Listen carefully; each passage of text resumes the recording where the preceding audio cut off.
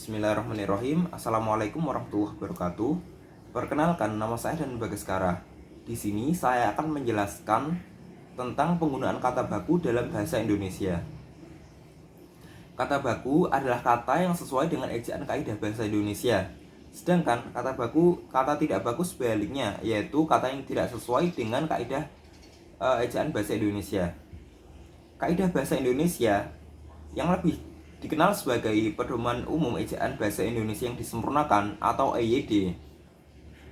Selain pedoman EYD, Kamus Bahasa Indonesia juga bisa menjadi salah satu rujukan dalam penggunaan atau penentuan kata baku atau tidak baku. Kata baku sering digunakan dalam kalimat resmi ataupun percakapan resmi, misalnya pada pidato atau ketika berbicara kepada orang yang lebih dihormati. Kata tidak baku lebih sering digunakan dalam percakapan sehari-hari, misalnya dengan teman atau anggota keluarga. Kata tidak baku dapat dikenali salah satunya dari penulisannya. Fungsi kata baku dan tidak baku tidak hanya untuk menunjukkan suatu keresmian, pembicaraan atau penulisan. Akan tetapi terdapat fungsi-fungsi lain selain itu. Fungsi dari kata baku antara lain: 1. Sebagai pemersatu. Pemakaian kata baku penting diterapkan di seluruh wilayah Indonesia yang berupa kepulauan. Hal ini dapat membuat bahasa Indonesia menjadi salah satu alat pemersatu beragam kelompok. Nah, kemudian pemberi kekhasan. Penggunaan kata baku menjadi pembeda dari bahasa yang lain. Dengan itu, penerapan kata atau bahasa baku dapat memperkuat rasa kepribadian nasional masyarakat Indonesia. Ketiga, pembawa wibawa. Penggunaan kata baku dalam bahasa Indonesia dapat memperlihatkan kewibawaan masyarakat Indonesia itu sendiri. Masyarakat yang bertutur dengan baik dan benar akan memperoleh wibawa dan kehormatan di mata orang lain. Akhirnya, dapat membuat orang lain kagum atas bahasa Indonesia. Yang terakhir, keempat, kerangka acuan. Kaidah dalam penggunaan kata baku menjadi tolak ukur tentang benar atau tidaknya pemakaian dan penerapan bahasa seseorang. Fungsi kata baku lebih berkaitan dengan urusan yang berkaitan dengan bangsa, sedangkan kata tidak baku mempunyai fungsi dalam area yang lebih kecil.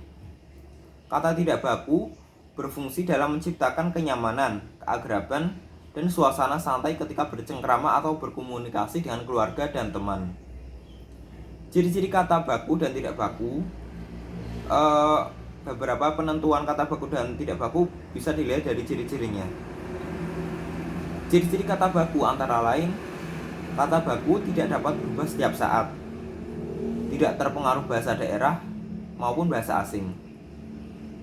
Kemudian, bukan bahasa percakapan sehari-hari. Penggunaan kata baku sesuai dengan konteks kalimat. Kata baku tidak mempunyai arti yang rancu. Kata baku tidak mengandung arti pleonasme atau lebih dari yang diperlukan. Kemudian, pemakaian imbuhan pada kata baku bersifat eksplisit. Ciri-ciri kata tidak baku antara lain: dapat terpengaruh oleh bahasa daerah atau bahasa asing, terpengaruh oleh perkembangan zaman, digunakan dalam percakapan santai, dapat dibuat oleh siapa saja. Nah, penjelasan tanpa contoh tidak akan menghilangkan kebingungan.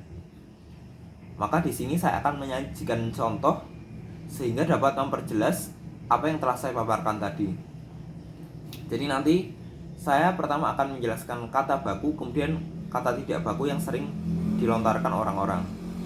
Misal apotek, apotik, apotek baku, apotik tidak baku, dan seterusnya.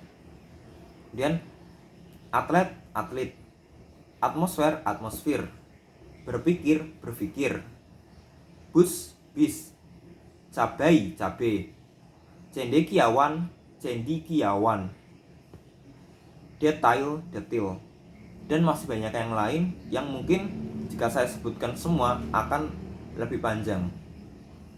Kalimat baku bisa kita lihat pada Kamus Bahasa Indonesia, bagaimana cara penulisan maupun cara pengucapannya. Baik, sekian dari saya. Terima kasih. Wassalamualaikum warahmatullahi wabarakatuh.